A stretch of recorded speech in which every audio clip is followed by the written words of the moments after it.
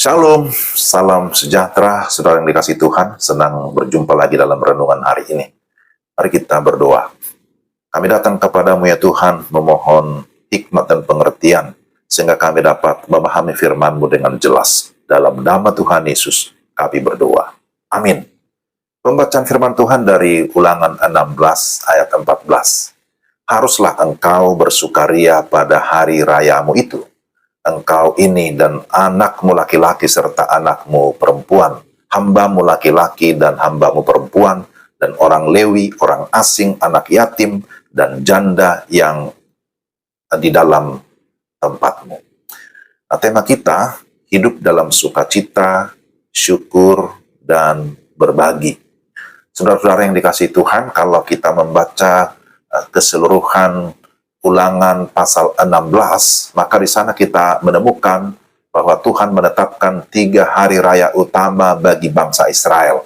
Pertama adalah hari raya Paskah, mengenang pembebasan dari Mesir. Kedua, hari raya 7 minggu atau Pentakosta, bersyukur atas hasil panen. Ketiga, hari raya Pondok Daun, mengingat perjalanan di padang gurun dan kesetiaan Tuhan terhadap umatnya.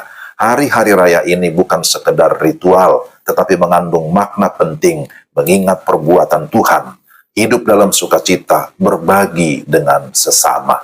Hari ini kita belajar 3 prinsip utama itu dari Ulangan 16. Pertama, mengucap syukur atas kebaikan Tuhan.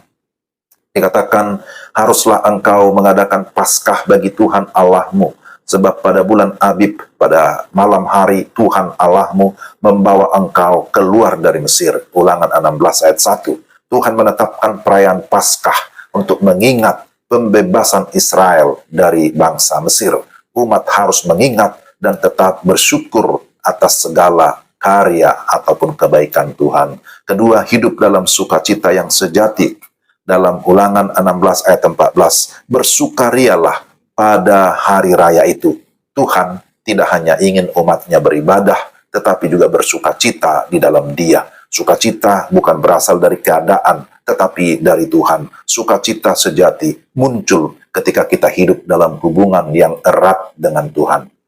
Orang yang bersukacita memancarkan terang Tuhan kepada orang lain. Yang ketiga, berbagi berkat kepada sesama. Dalam Ulangan 16 ayat 14, sertakanlah orang Lewi dan orang asing, anak yatim dan janda yang ada di dalam tempatmu. Artinya bahwa Tuhan tidak ingin umatnya merayakan berkat sendirian. Mereka harus membagikan sukacita dengan orang-orang yang membutuhkan. Cara kita berbagi dengan sesama, kita memberi dengan sukacita, jangan hanya menerima berkat, tetapi juga memberikannya kepada orang lain. Kita juga bisa menyediakan waktu bagi mereka yang kesepian, mereka yang membutuhkan sharing satu dengan yang lain, membantu mereka yang mengalami kesulitan ekonomi atau kesusahan hidup. Jadi, orang yang murah hati disebutkan akan diberkati karena ia membagi rezekinya dengan si miskin. Amsal 22 ayat 9.